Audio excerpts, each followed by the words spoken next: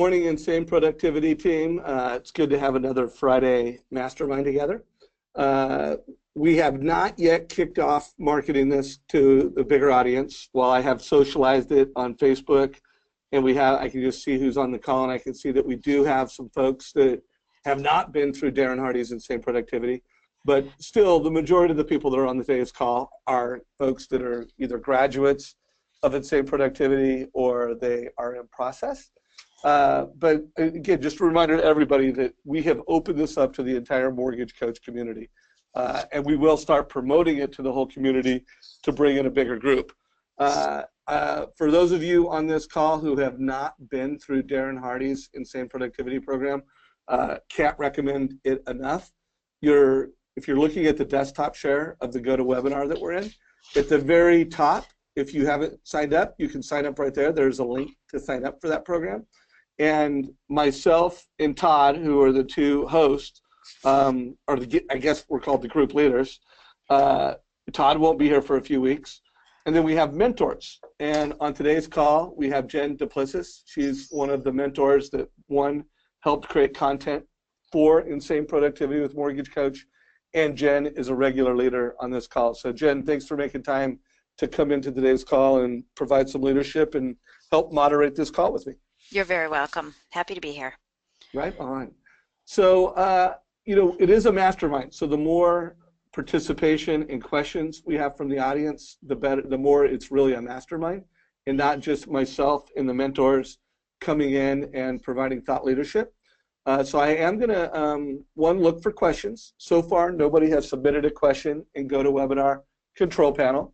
And I also do not see any questions in our Facebook page, although I do see Chris McWilliams posted, we talked about Tim Brahim's perfect process. Jen referenced it.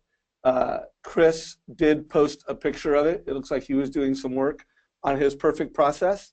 And I do believe, I thought I put a link. Oh, I know what I did, is I actually put a link to Tim's perfect process, and I put a copy of the Excel spreadsheet in our Facebook group. So for everyone who is working on your own perfect process, know that we have added Tim's document to our Facebook group, and we have at least one member working on it. So by the way, does anybody, if you want to raise your hand and ask a question, I will call on you. I am going to just bring a few people in real quick. Hey, Troy, I have unmuted you. How you doing, my friend? Good, Dave. How about you, buddy? I'm doing good, buddy. So do you have any questions or any suggested topics for today? If you scroll back up to my post real quick if you can, right above Chris's. Okay. I think that'd be good. Todd answered that beautifully. I think that'd be great, just in regards to going out, just reminding us, like one thing I forgot, but I didn't do, is call the agents, the listing agents, on when the offer is submitted. I mean, that's what we talked about in the past, and I started doing it, then I stopped doing it. But the other thing is that on the listing agent, what about setting out emails? This is more of a question from you and Jen might help. Is setting out emails to realtors which is my last one, agents and so forth, on a weekly basis, just to keep you top of mind. I mean, is that something that's viable, or is that something that is just better to make that weekly phone call instead of the weekly emails on top of that? Okay, so first of all, we'll make that a topic. We will definitely get to it. And by the way, Todd, it is a great topic. I do want to, also remind people, it's all about productivity. So I am going to call on a few other folks, see how many topics we get. I put this topic, while it definitely fits under how to improve productivity, I also look at it as just kind of like sales and marketing strategy. So I'm not going to make it's an A priority. We will talk about it today. But I also want to try to get, does anybody have questions about Insane Productivity? Does anybody have questions about workflow? Does anybody have questions around how to save time in some way? So we'll get to it, Troy. Any other questions or comments? That's more of just general thought, just give the time. But from the productivity side, I probably would have to say, I mean, even that with what what Tom was saying. It's like just from a productivity side, just the workflow. I mean, because I did the same thing Chris did. I went and reworked mine this week, regards with Tim's perfect loan process, and revamped mine at the same time to actually get a updated, better system that I've had in the past. And I couldn't recommend anyone. I mean, I took a couple jam sessions on it, and it really opens your mind as to keeping things simplistic and keeping things consistent. Got it. Love it. By the way, it did remind me, I did a Skype interview with Chris Smith yesterday on the best strategies to get a prospect on a phone call and into a conversation. And so very, very powerful call, lots of best practice, well, a couple best practices, so I am going to post that. If anybody watched it, if you have questions, let me know. Also, I know I had, God, I'm having a problem talking and writing at the same time. You're multitasking there, buddy. See what happens, Dave? I know. You get completely mentally disabled, Right. It was like a perfect case study in spelling, talking, and Talking. thinking at the same time. Yeah, Dave right there is perfect. I agree. It's perfect reason why not to multitask. Yes. I know, but I am the moderator of this call, and I have to. All right. At least that's my excuse. I'm sticking with it. But you know what? When you multitask, just off of that, it's like when you do something in front of a client, just like glancing over, checking emails or something, you lose your focus, just like you did. And when you're with the client, it's like they see it, and it gives makes it more impersonal. As to like, I'm not the most highest priority person at this moment. Mm-hmm. Same with family. Yeah. Oh, it's true. 100% true on that one. Yeah. Yeah, so there's a good takeaway just from Darren right there, and a reminder on focus, and you can't do two things at once. I just proved that. But you got there, so it's good. All right. So we got a topic. We're going to talk about realtors. We're going to talk about this. I know Jen has a topic. Troy, I'm going to put you back on mute. Okay. I want to call in a few more folks. So let's see, Amanda. I haven't seen Amanda on here for a while. Amanda, I have unmuted you. Do you have any questions or topics for today? Hi, yeah, it has been a while. And I've missed it, let me say that much. I would be really curious about everybody's workflow. I think we're thrown back into busy season again, which is wonderful and it's a blessing.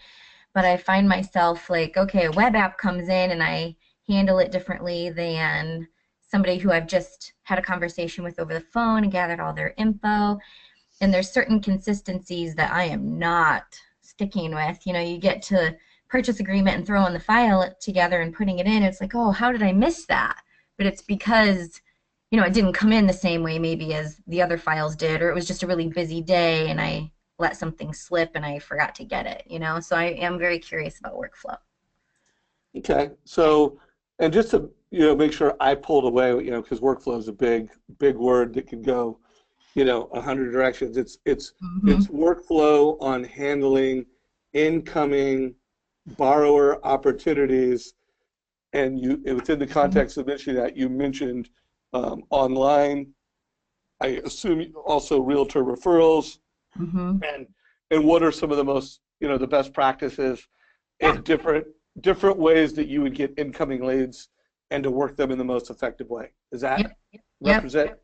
To bring all those to one happy place where somehow things are consistent in how you're gathering what you needed to from those people and following up, that kind of stuff. All right. Well, that's a great topic. It's a big topic. That could probably be like 10 phone calls, Yeah, but I think we could, let's make 15 minutes around that, and we'll also give you some homework assignments that if you haven't done it, you can get to it. Also, I'm going to put you back on mute, Amanda, but if you want to raise your hand and jump back in, let me know. Sound good? Thanks. All right. And then Edgar. Edgar, I have unmuted you. Welcome to the call. It's great that this is your first Mortgage Coach Productivity call. It's good to have you, brother. Edgar. All right. It looks like Edgar's not going to be able to talk.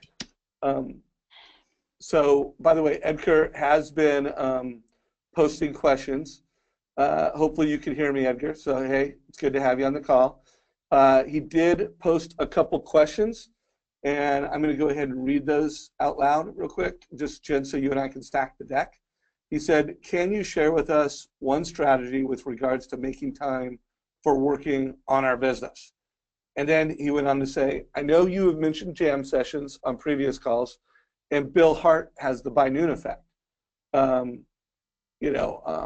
there any other ideas? So Jen, just make note on that. That is an ask and a question by Edgar. Sounds good. And so again, I think let's make sure we don't just repeat jam sessions when we speak to that. Yeah. So real quick, Edgar, if you aren't able to get on audio, can you follow up with that question and let me know what some of your challenges and struggles are in what you've already learned in the jam sessions and what you've learned in Bill Hart's by noon? Just let me know why that isn't clicking, what you might have there, and I can answer it a little bit better for you. Yeah.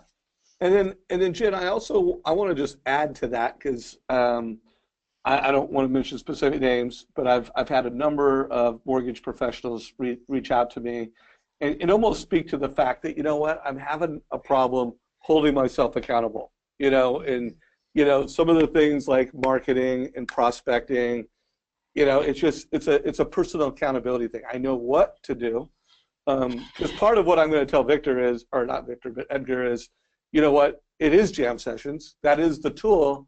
And it's if you're not doing them, it's an accountability issue. It's a planning issue, it's a prioritization issue, it's a personal discipline issue. Which again, not being mean or tough, we all deal with it. We all deal with that. But Jen, let's make sure we do within this. Let's have a topic and maybe do 5 to 10 minutes on suggestions for people that want to hold themselves accountable more.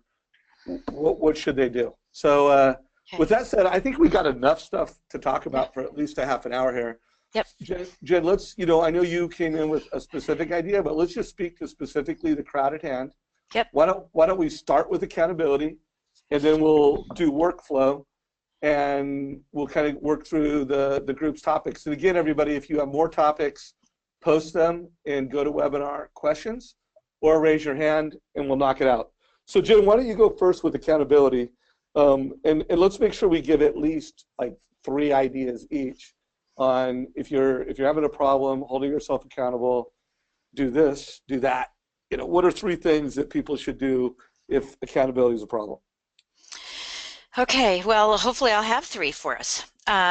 Okay, the first thing that I want to just give you a quick quote, and that is that if you discipline it's not even if you, discipline yourself so that others don't discipline you. I can rephrase it. If you discipline yourself, you won't allow others to discipline you. And this gets back to time compression, time blocking, whatever you want to call it. It is crucial in your practice. And even Darren says this. Well, let me finish that. It's crucial in your practice that you have this downtime to work on your business, not in your business. And then you will become in demand rather than on demand. And so what I see a lot of and hear a lot of when I'm coaching loan officers is just this scrambling effect. And I got to tell you, you're not going to be able to have a real long sustainability in our industry. I mean, that's why I'm in 34 years. I got a grip on that. I just can't be running from pillar to post. And it's not fair to you. It's not fair to yourself. It's not fair to your family. You've got to get some control and grab some reins, in your business. And truly, if you're disciplining yourself, then no one else can discipline you. You're in charge. And one of the things that I hear a lot of is, I'm available all day Monday. When would you like to meet? I'm free all day Monday. Never, never. You might be free, but you are never free for everybody all day long. You really need to have these time blocks set up so that and if you have to sit there and twiddle your thumbs because you have nothing else going on, and I would say to you, if you have nothing else going on, that's a great jam session for you, right? That whole period of time that you're waiting to have that meeting and preparing for that meeting. But, you know, it's just not being so available that your life it gets in disarray as a result of it. And that, you know, that's being a people pleaser. It really is. And that's, you know, one of the things I was going to talk about today, but I won't talk there. But that's being a people pleaser and an obliger, where the only time that you get things done is when you're held accountable by somebody else. And it's really a very fine line in saying, you know what, I was going to work out today, but this client called me and asked me. And you have to ask yourself, and we've talked about this before, the hedgehog theory, and you can look this up, but there's all different names for it. But ask yourself, so here's one how, okay? Ask yourself these 3 questions. Am I really good at doing this? Do I absolutely love doing this? And does it make economical sense? And I may have talked about this before. I talk about it a lot, so I'm not sure where I talk about it. But let me give you an example of a broker open. Are you really good at it? Or do you go there and you stand in the kitchen and you just kind of wait for the realtor to say something to you, you know, and introduce you to people? Are you good at it? And then do you like it? Do you even like doing that? And then the third part about it is it's a listing agent. Are they going to give you money or give you referrals, or are they using you to bring half the food and a drawing? And if you cannot answer yes to 2 of those questions, let me back up. You should answer yes to all 3. If you answer 2, then you have to really think about who is the person I'm having this relationship with or going to, and, you know, how can I get over any of these other deficiencies that I have about not liking it or not being good at it. But if you can only answer yes to 1, do not do it. Don't do it. You're wasting your time. So by determining what is best for you to do in your business, you're going to free up time that you would have otherwise wasted driving there, being there, driving back, maybe not even following up anyway. And couldn't you then redirect that time into a jam session? Okay, so maybe one of the first things that we do is we think, okay, rather than saying yes and being a yes person to everything, because, you know, we want to say no to the wrong people, and we want to say yes to the right people. So if we start saying no to some of the wrong people for the 3 reasons I just talked about, we can then divert that time and say, you know what, I just said no to something that was not going to work for me. It didn't benefit me. So what I'm going to do is I'm going to make that same time a jam session. I'm going to redirect. We talk about optimal use of funds all the time when we're using Mortgage Coach, right? What should I be doing with my funds? Let's talk about optimal use of time. If not that, then let's do a jam session. Okay, so that's one thing. The second is, again, getting back to the discipline. If you're going to let everyone pull you, and especially email, I just had a 3-hour workshop about this yesterday, especially email. The one thing I would tell you how to give yourself some more time to be able to do jam sessions is do not turn on the computer. Just don't. If you're going to turn it on, and by the way, there's a little power button on your screen that can just shut off your screen on a desktop, so you don't have to see it. You can turn off the volume so you don't hear the dings and bings and whatnot.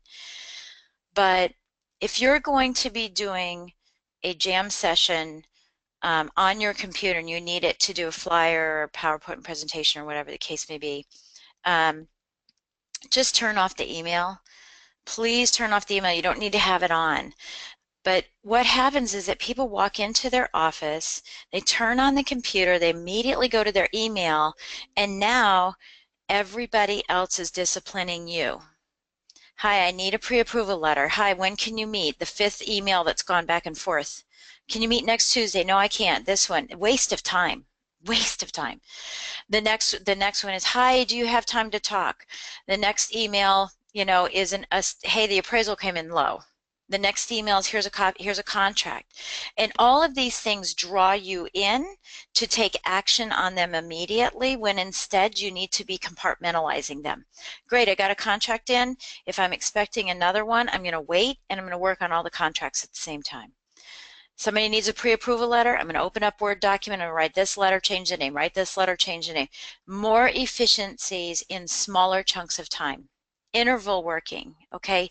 So if you can't get a big jam session in, a 1 or 2 hour jam session, then you need to get 2 to 3 half-hour or 1 hour jam sessions a day, where you're just compartmentalizing. So think about looking on your desk and seeing these piles. That one pile is for pre-approvals, one is for a project, a PowerPoint presentation, one is to make return phone calls.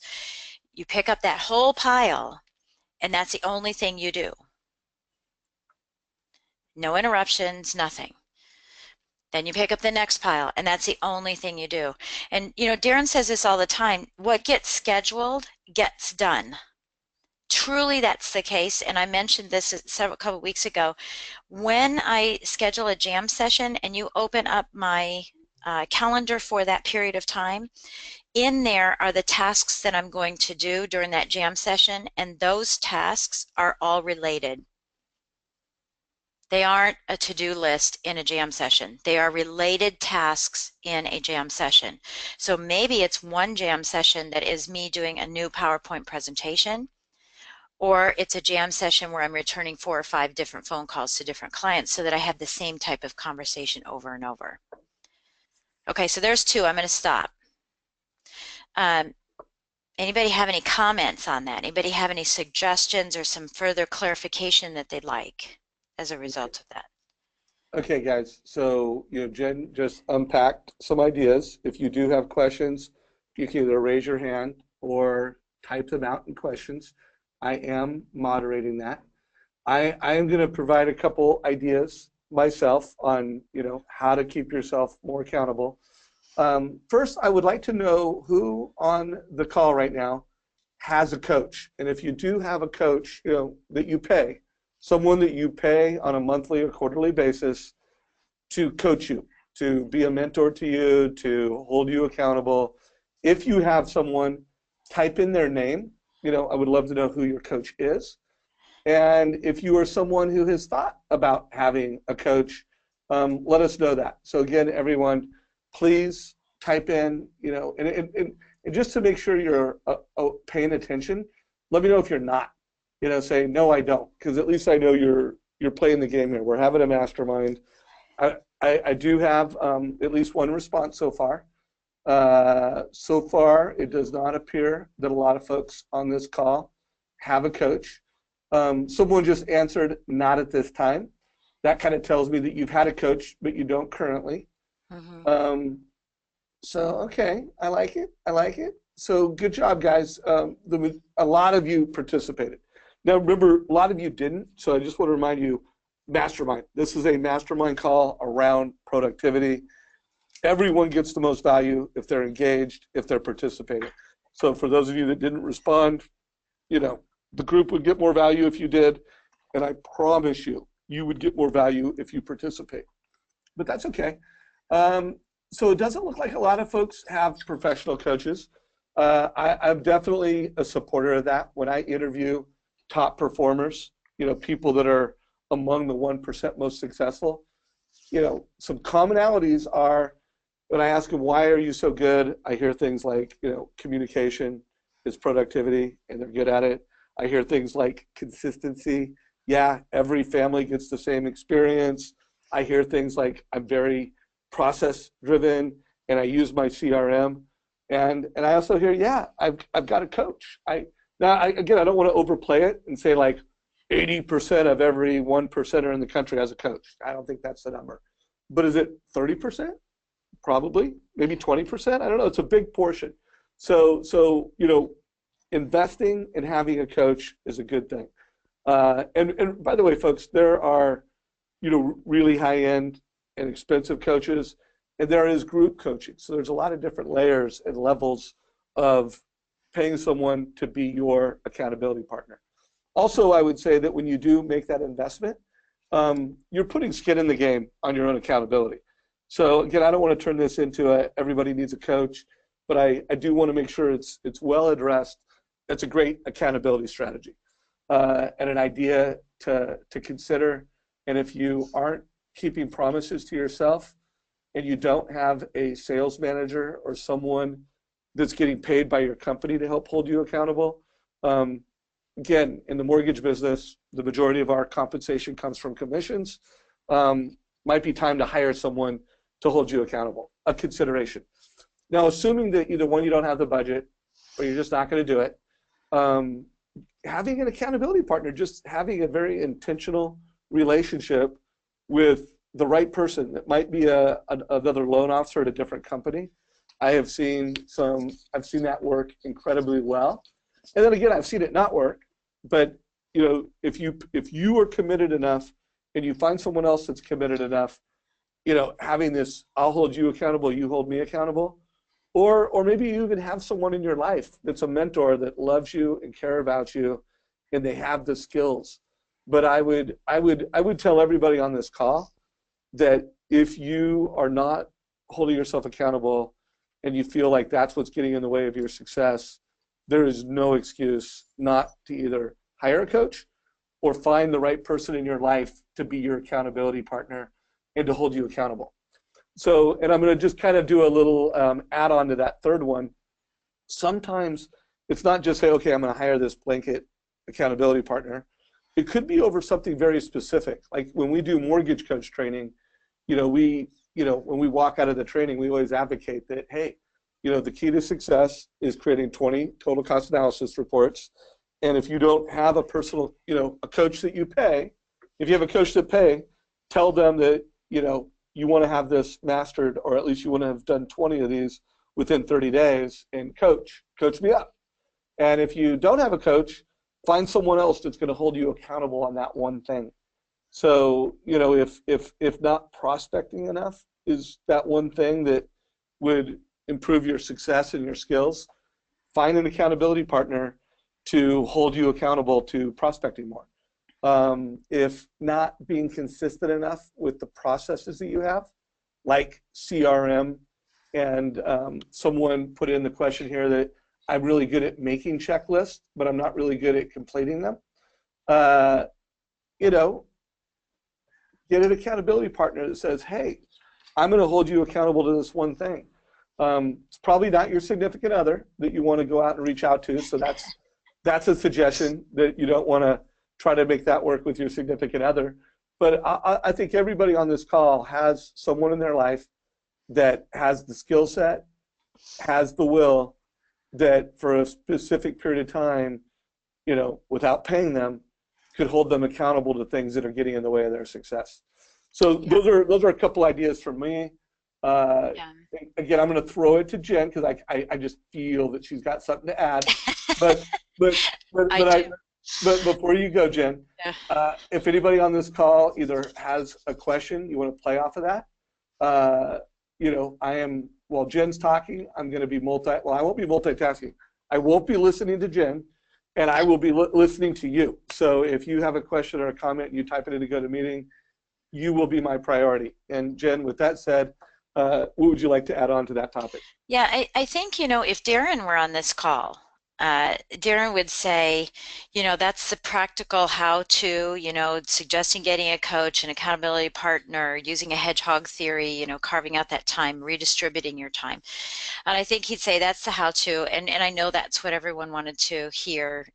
And that seems to be a buzzword for me lately, is so many people are told what to do, you need to do, but not how to do it.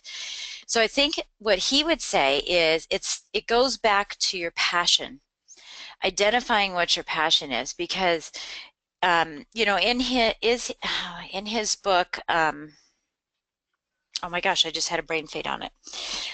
Anyway, in one of his first books, he has a picture of someone, or tells the story, would you walk across this 100-foot plank 100 stories high to go over to another building?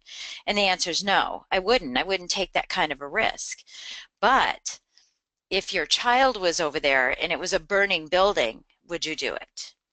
And the answer is, heck yes. I would be doing that immediately. I'd find a way to do it, right? Find a way to do it. If I don't walk, I crawl. I mean, I would find some way to get over there to save my child.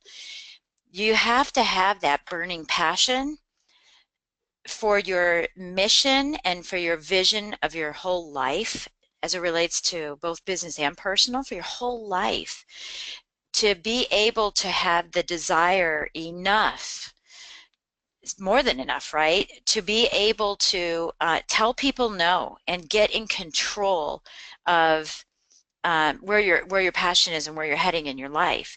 So I think if he were here, he would say, find your passion. And for those of you that have gone through the insane productivity, I don't remember, maybe Dave remembers offhand because your computer's up here and I'm watching you do things.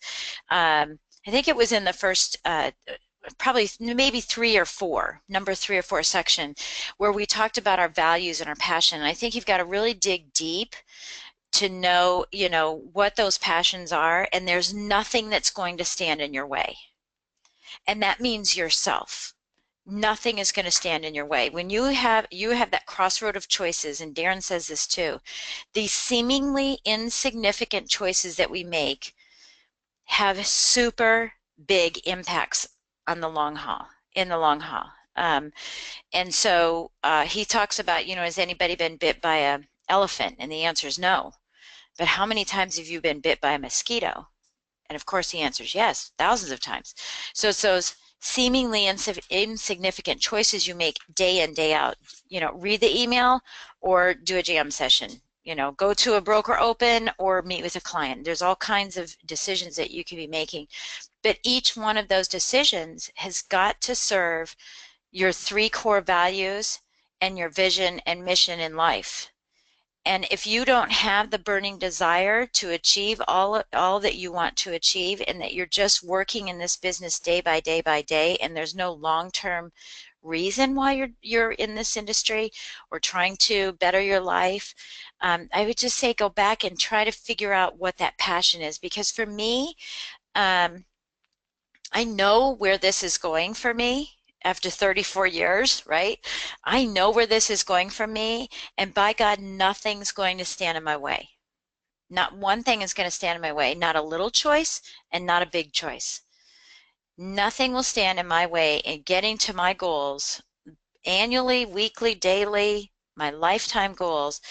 And I have to discipline myself enough to do it. So I think when you get enough passion, the discipline for yourself will start growing. You'll start leveling up your own discipline just because you know exactly where you want to go. Until then, absolutely get an accountability partner to hold you accountable. On whatever your weekly goals are, and what your weekly strategies are, or get a coach. Get a coach to hold you accountable as well. So that's what I wanted to say about that. Is I believe Darren would take us all the way back to what's your passion and why are you doing what you're doing. And if it's not strong enough, that's probably what's holding you back. It's why everyone's able to pull you in all different directions. Yeah, no, it's good stuff. And I'm going to unmute a few more folks in a minute.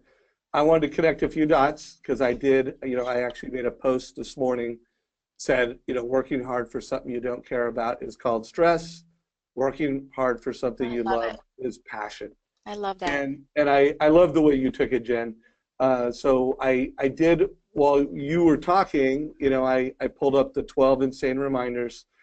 And I do think you're right, Jen. I mean, that's, Darren would say, okay, great job, Dave. That's very tactical. It's like, there's a cough, and that might be some cough syrup.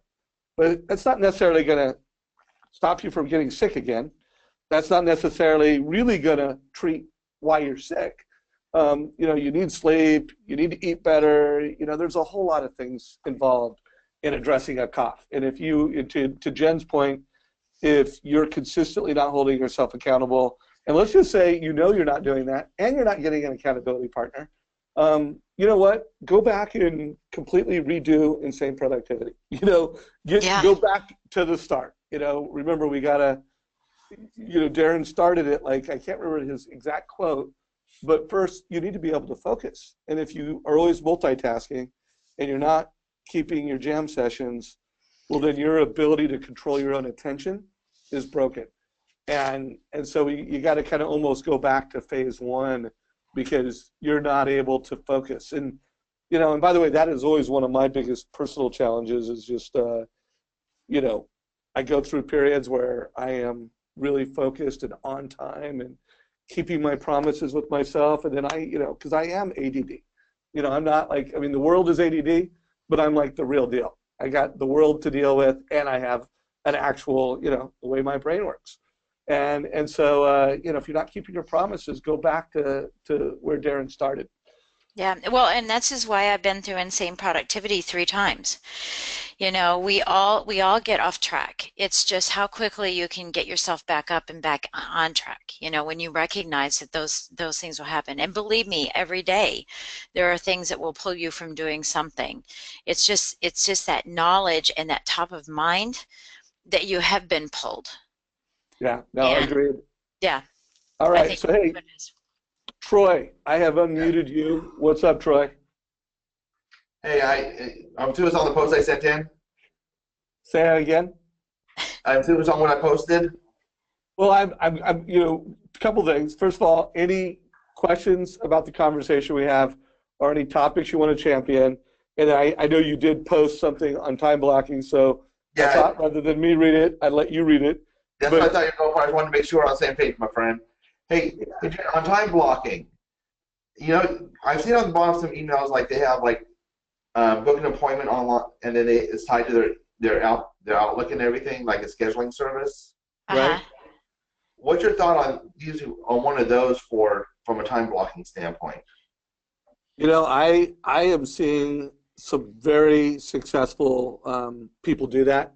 I'm using a program called Calendarly. I think it's called Calendarly. That's what I use too.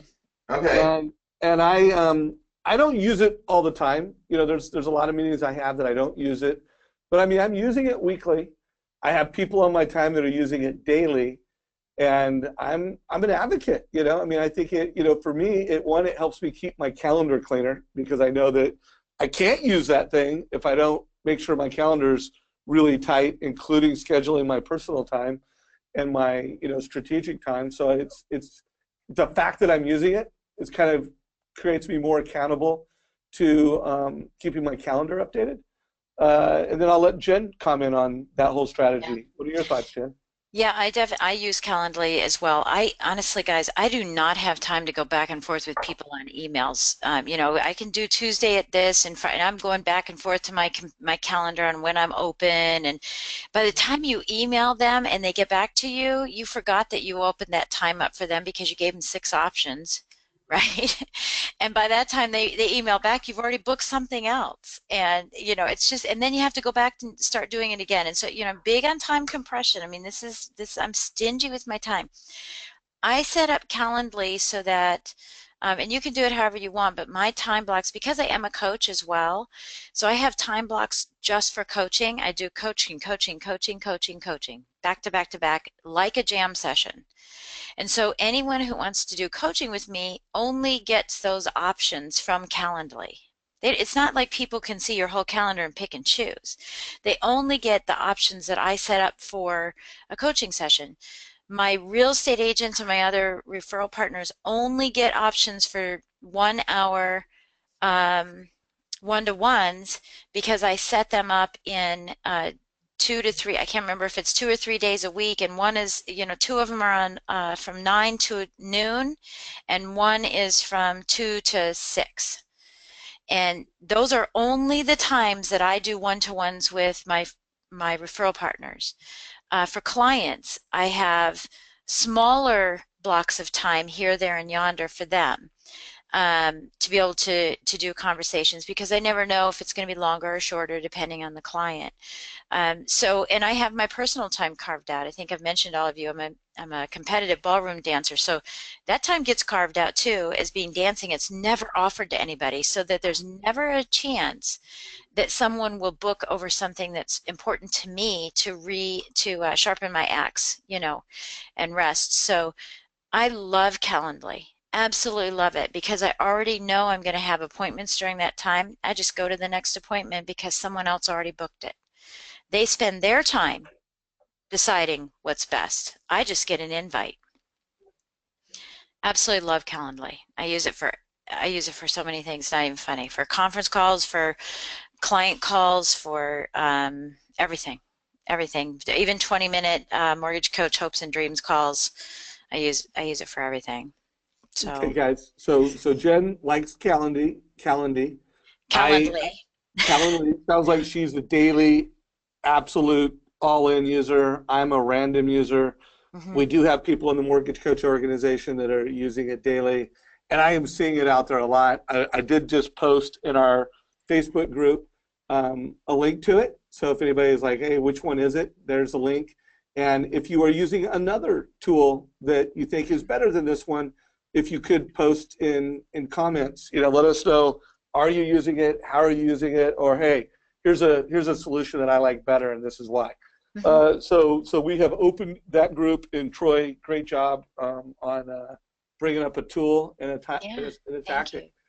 Hey, But Troy, something I've been thinking about for a while, for probably like the last 3 or 4 weeks, I came across it on an email that was sent to me, and then listening to Jen in regards to time blocking, it just makes sense because, like you said, it holds you accountable to make sure that you have that your time blocked.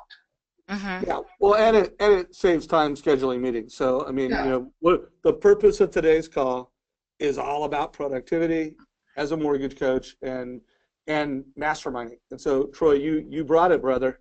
Way to go. You brought a great productivity strategy to everybody on today's call that will save them time. So that's exactly what we're here to do. Any other questions or anything else you want to add to the party? We got about 18 minutes left. Troy? Not this one for myself. All right. Well, if something else comes to mind, I will unmute you. Or if you have a question, put it in questions. So let me take a look at questions. So by the way, no one has commented. So two asks. If you are using an online calendar, please either let us know in the question section of today's control panel or post it in Facebook. I want to know, are you using an online tool to to help schedule meetings more effectively and more efficiently? So Jen, I will jump in if another member asks a question or champions a topic. But with that said, I'm going to hand it back to you for anything you want to share or talk about. Yeah, sounds good. So first of all, I wanted to go back to Troy's initial question or comment about, just continuing to lay out, your strategy on how to work with listing agents. There's a couple things I'd just like to say about that. I think a phone call is better than an email. I'm very high tech, but I'm also very high touch, and I think that having a stronger relationship with them um, on positive items via phone is going to be better for you in the long run. So if you can visualize this, if you're imagining, that you send an email, you keep sending all these great, wonderful things on the email, the appraisal's ordered, it's back, the loan's been submitted, it's approved, and you're sending emails letting them know, and then something goes awry and it's the only time you pick up the phone, I think that you could, lose out on something like that. And I hope that you wouldn't deliver bad news via email, but I just think you'd lose out. If you're trying to develop a relationship with a listing agent, you actually have to work at developing a relationship with them. You can't marry your spouse via text and email. You've got to have a physical relationship and a in front of and learn your personality and the dynamics of you. And so my recommendation would be to call the listing agents if you have the time. Now, that said, this is what I love about loan process, and I know Tim says that, and I've talked before, Tim Brahim is my coach. I love that he calls it a perfect loan process, but the fact of the matter is it will never be perfect. It's a living, breathing document. As soon as you get in it, you're going to want to change some things. And gosh, when I first started my process 20 some years ago, I did it on a 8.5 by 14 piece of paper with my drafting tools because we didn't even have Excel spreadsheets. And So I did, when I, initially made that, obviously it included everything on the phone and faxing, which I don't even know. I don't even think we have a fax machine here in the office. Um, so it will evolve because of the tools and resources that you have available to you as they evolve.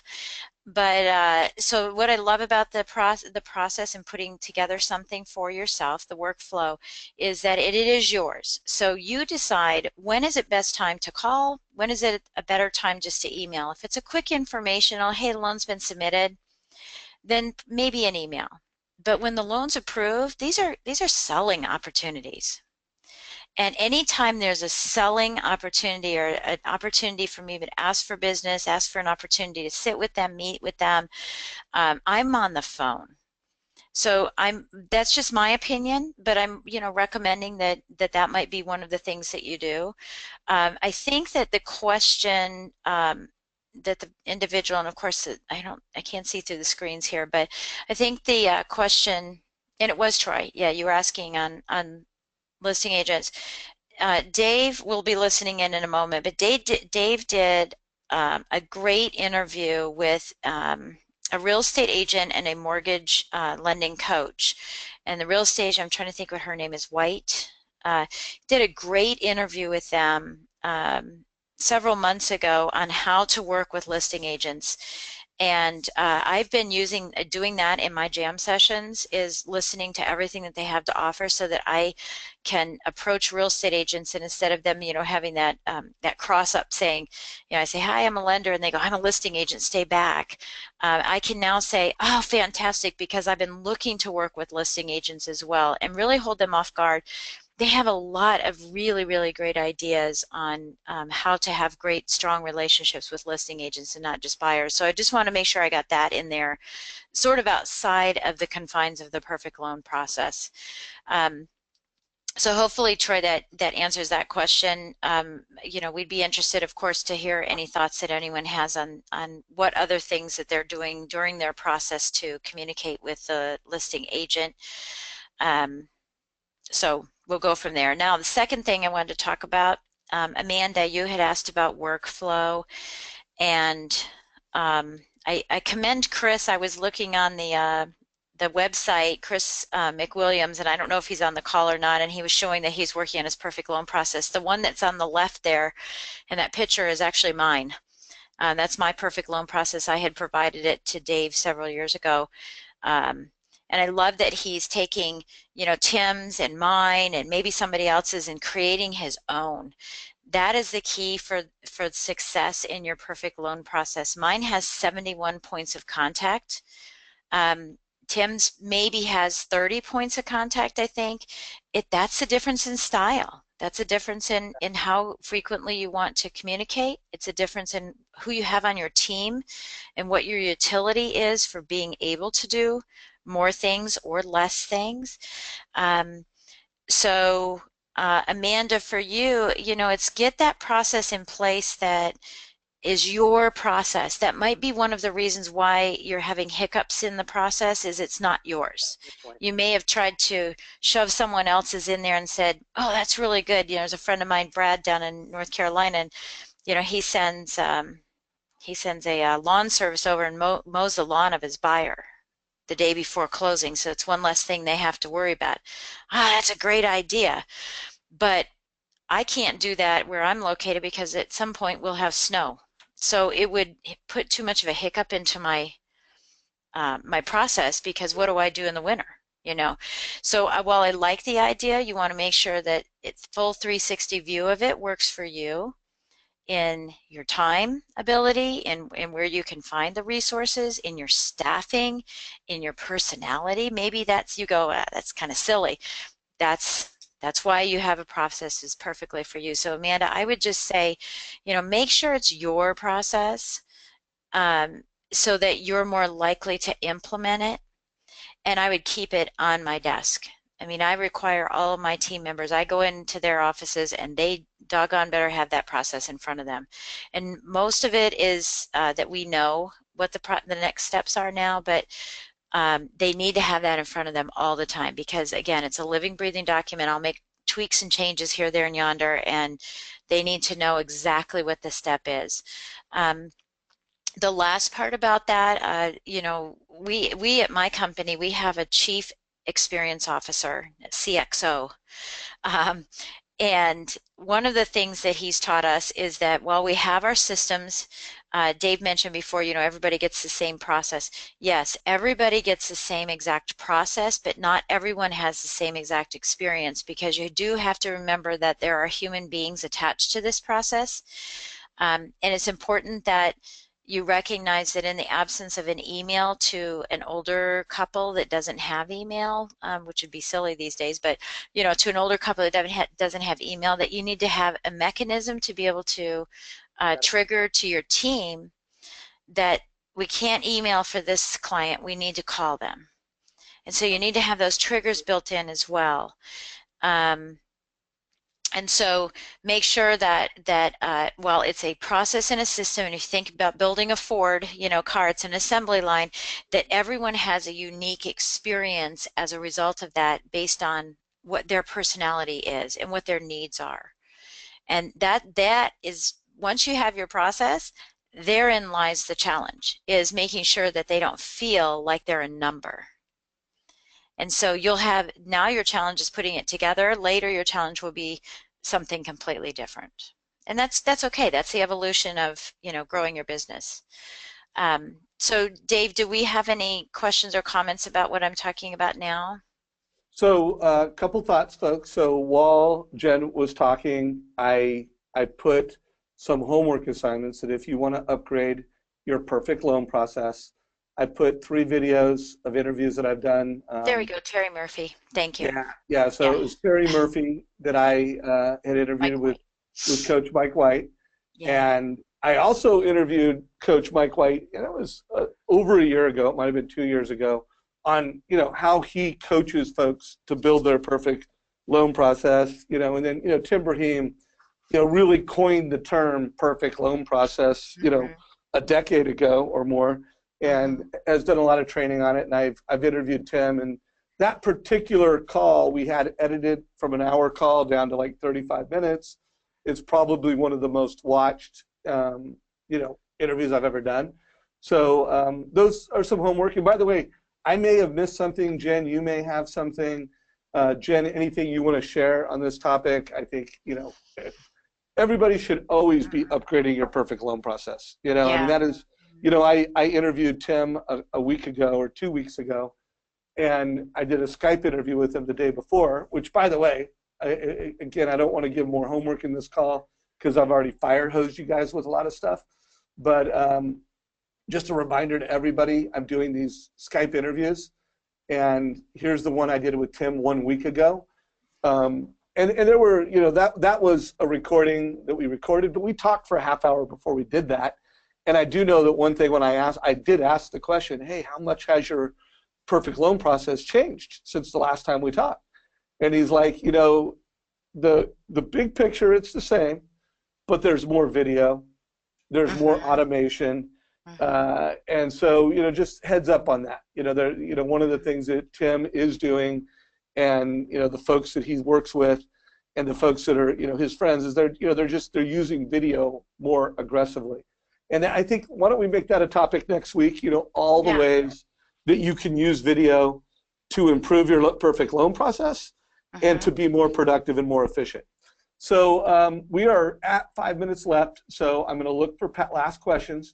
One other thing I want to do is we just make some of today's call actionable. Want to remind everybody that, you know, we're very active from a leadership perspective of posting things in our Facebook group. You can either ask to be added, or you can email support@mortgagecoach.com if you want to be added to this special group. You know, we don't, while you could see it from the public, you can't get in unless we approve you, because we want to make sure that everybody that's part of this group is a legit mortgage professional. I don't want spammers. I don't want people that just want to sell stuff. I want loan officers that want to get, when I'm not talking, I will go approve you, or email support@mortgagecoach. So we talked about the perfect loan process. We gave you some homework assignments on that. We got a great idea from the community, although, you know, it's something Jen and I already used.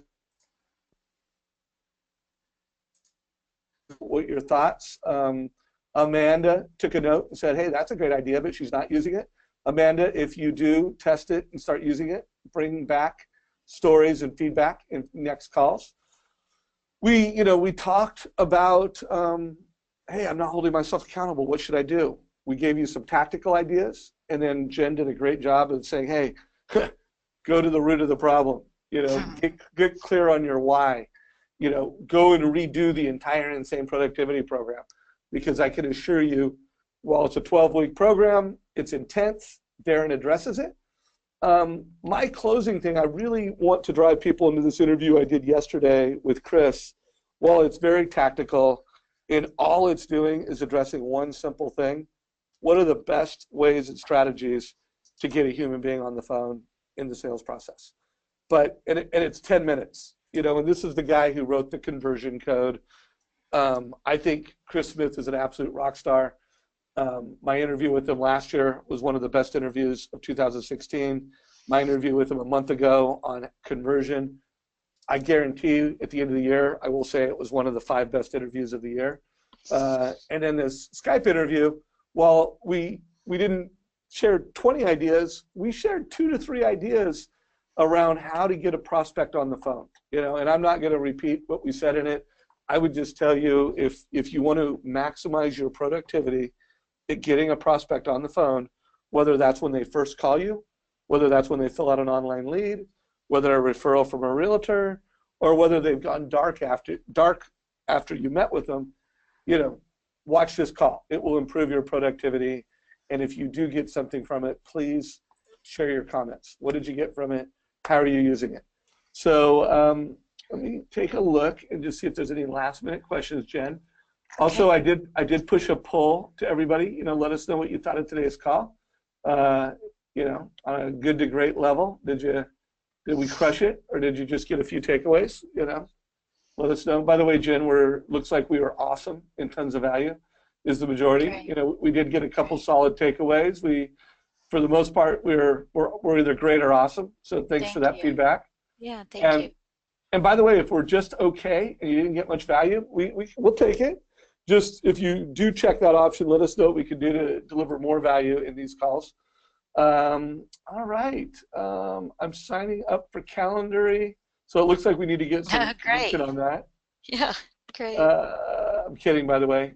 I'll always let you know if there's financial benefits or incentives. So great.